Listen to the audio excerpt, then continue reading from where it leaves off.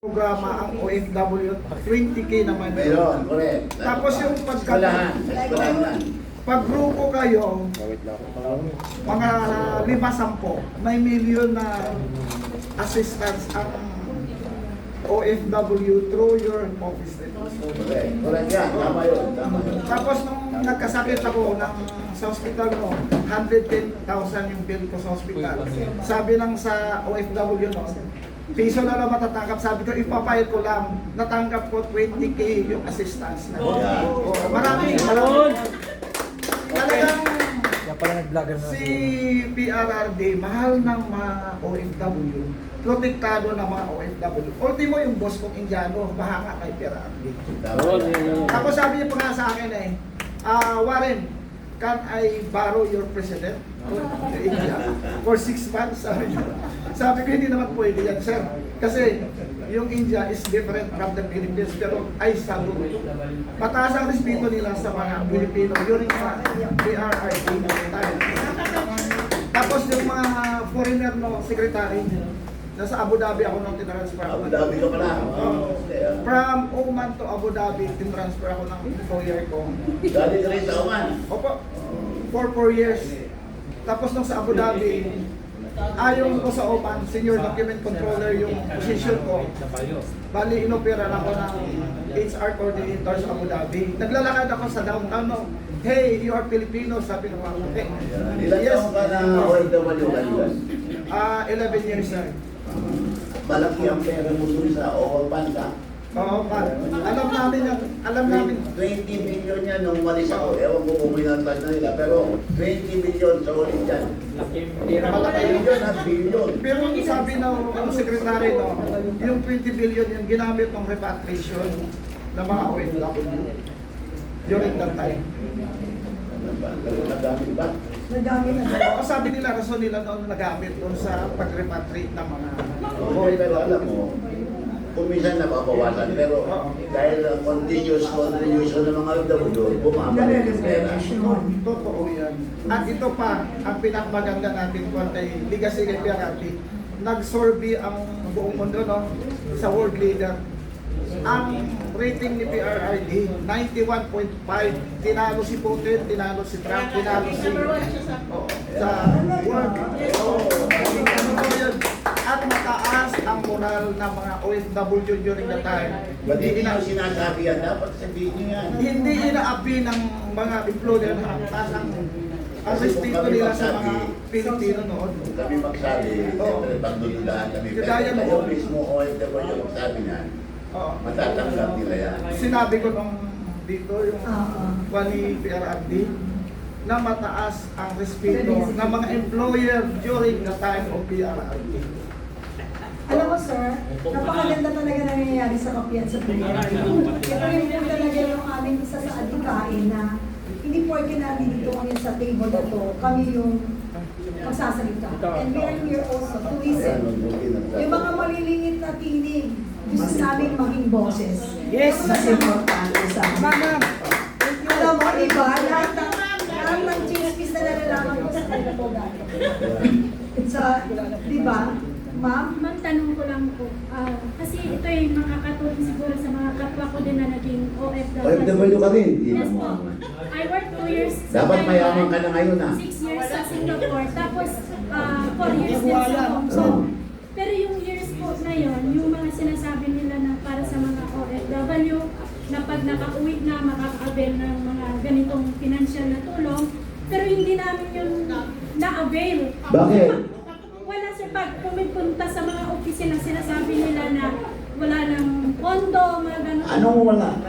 So paano po namin yun ma-avail sir? Nag-work naman po kami ng ilang years. So how we can avail those financial na tulong? Mag-apply kayo mag-apply kayo. Puntahan nyo si Attorney P.Y. Kaunan, siyang administrator ngayon. May pagmamalasakit sa OFW yun. Oh, yun. Mag-apply kayo, may pera kayo. Alam nila yan. At alam nyo rin na may pera kayo. Oh, meron kayo nung umalis ako, 20 million yan. Wow. Iba na ang may alam. Secretary, during the time ni PRRD, no, hindi ka na kailangan pumunta sa opisina na mag-email ka na lang.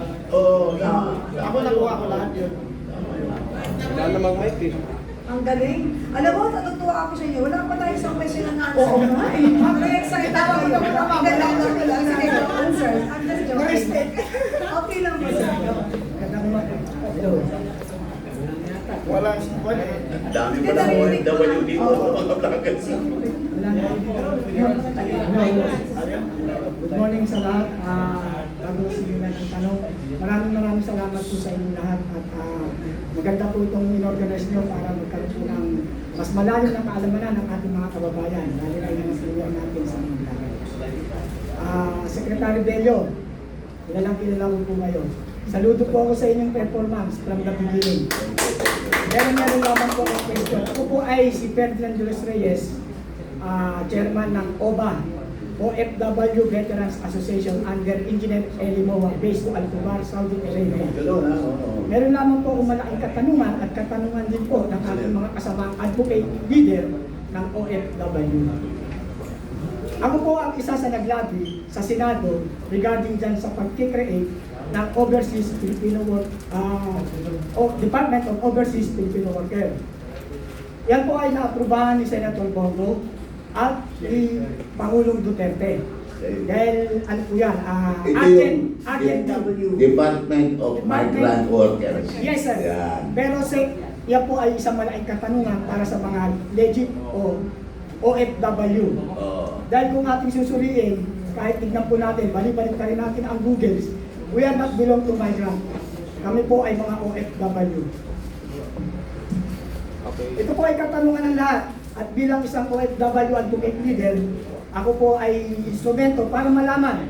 Dahil nagtaka po kami, hindi po ako nakadalo sa technical working group na dinana para isusog ang batas na Department of Overseas Filipino Worker.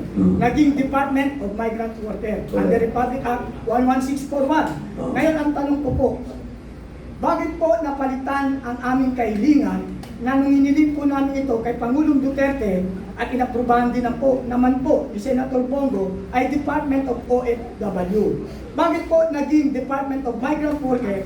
Dahil kung ating susuriin at babasahin ang kahulugan ng migrant, they are find employment. Kami po bilang OFW, ito po ang history po nito, dati po itong OCW, Overseas Contract Workers. Dahil nga po, para ma-identify po tayong mga Pilipino bilang OFW, ito po ay pinalitan, inamen, para maging Overseas Filipino Workers. To consider the Filipino workers tayo. Ngayon, ang tanong ko po, bakit po nangyari na Department of Migrant Worker na supposed to be mismong si Pangulong Duterte ay niyukuan ito na ang kanyang i-create, kayo po ang naatasan noon na mag-implement na Department of Overseas Filipino Worker. Ngayon, nangyari Department of Migrant Worker. Basahin ko lang po ang kahulugan ng migrant worker. A migrant worker is an individual who moves either across international borders or within their own country to find employment, usually for a limited period. Often working in agriculture, construction, or domestic service, they typically feel labor shortage in sectors that require hard manual labor. Find employment. Ibig sabihin, maghahanap pa lang ng trabaho. Pero kami mga OFW po, meron na po kagad kami working visa at meron na rin po kami kontrata. 2 years contract po. Ibig sabihin, overseas Filipino workers.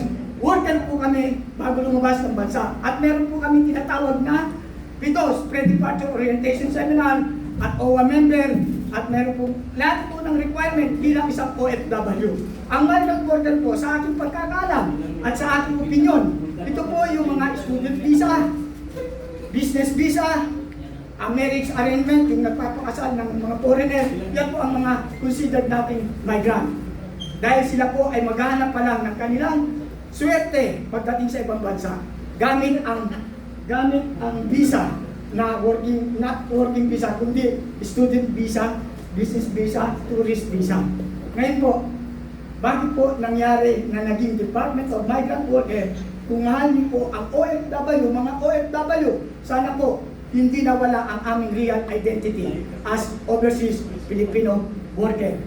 Maraming salamat po. Salamat po. Tama po yung ano nyo, tama po yung sinabi ninyo. Yung overseas Filipino workers, ito yung mga Filipino workers na nabigyan ng trabaho at na-deploy sa iba't ibang bansa. Tama po yung ano nyo, definition nyo ng OFW. Pero, kaya ginawa, ito siguro, hindi naman ako naging senador, pero kaya siguro ginawa na Department of Migrant Workers para ma-include yung mga nabanggit mo, pumunta sa abroad, walang legal paper, naganap ng trabaho doon. Para masama sila sa benepisyo ng mga OFW. Yun. Kasi kung kawawa naman sila, nabiktima sila ng mga illegal recruiter, napunta sila abroad, nakatrabaho sila doon, they are not officially OFWs kasi biktima yan ng mga illegal recruiters. Pero kapag hindi mo naman sila sinama sa mga benepisyo ng mga OFW, kawawa naman sila. Ayun, okay. Salute, sir. Pero sir, they're included already to the name of Overseas Filipino Workers because the Department of Overseas Filipino, they are included. Mas gusto mo sana na OFW. Yes, because that is the real identity and that is long time ago before, previously, overseas contract workers. Dahil nga, inamin dyan, dahil gusto ma-identify na, kasi marami pong overseas workers, hindi lamang po Pilipino. Meron po Sri Lanka, may Indiano, may Egyptian, meron pong Indonesian, Malaysiano, marami po, Nepali.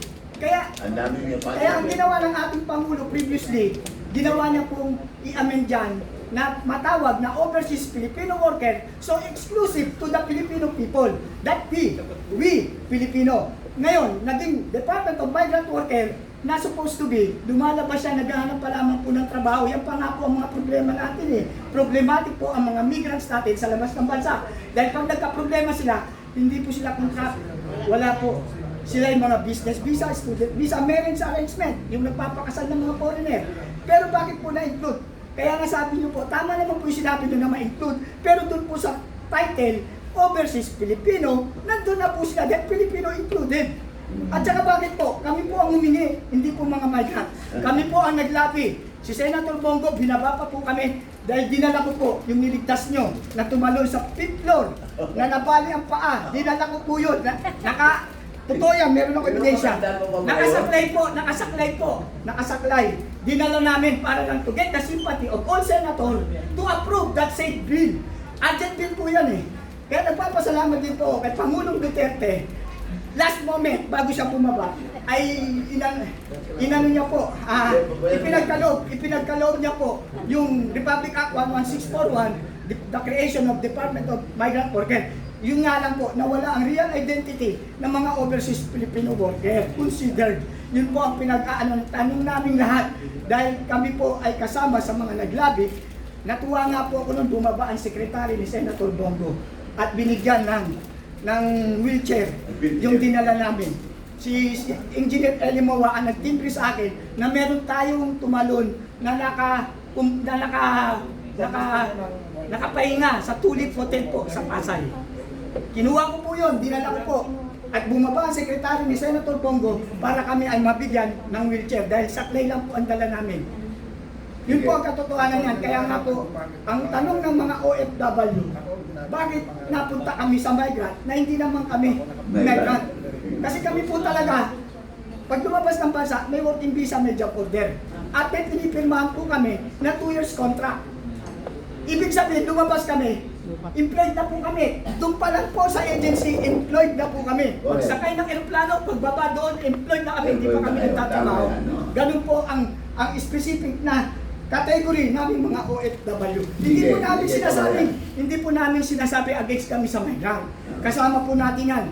They are Filipino, same us. But pero mas gusto ninyo na dapat Department of OFW. Kasi yung po talaga Kaya nyo, kabayan, pag ako naging senador, ipapa-amend ko yan.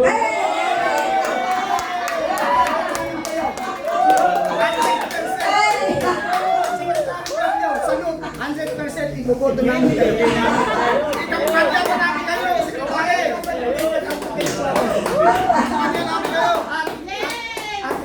daw, sabi ni Engineer Eric Boa, legal sa inyo. Sige po. Kilala po kayo ni Sir Engineer. Salamat po, 21 years. Ma'am, 21 years OFW. Saudi and UAE. Ang galing. Doon ang mga tunay na bayani. Secretary, ang matanong ko, isa na lang na. Paano yung pangalan mo ginagamit ng ibang tao para pumunta ka ng abroad? Ako na biktima na yun, unang pagkuha ko ng records sa POAA, first na bumulaga sa akin. Hindi pa ako nakaalis, sabi ko bakit mayroon akong records na Nandun ka na sa labas ka na. oo, 2 years nang binigay ng Gawa yan POAA. ng mga illegal recruiters. Alam mo naman, maalis ko sila eh. Oo. Tapos nagulat ako nung binigay sa akin. Sabi ko, hindi pa ako nakaalis nito. May 2 years na akong pumunta ng Dubai, tapos ang position ay cook. Pero alam nyo, I want this to be on record. Alam nyo, tinatawag natin ang mga OFW, modern day heroes, di ba? Opo. Alam nyo ba kung bakit? Alam nyo ba kung bakit kaya tinawag na modern day heroes, mga bayani? Yan, pati, alam nyo ba? Ibet. You know why? Kung hindi dahil sa mga OFW contribution, bagsak na ang pera ng Pilipinas.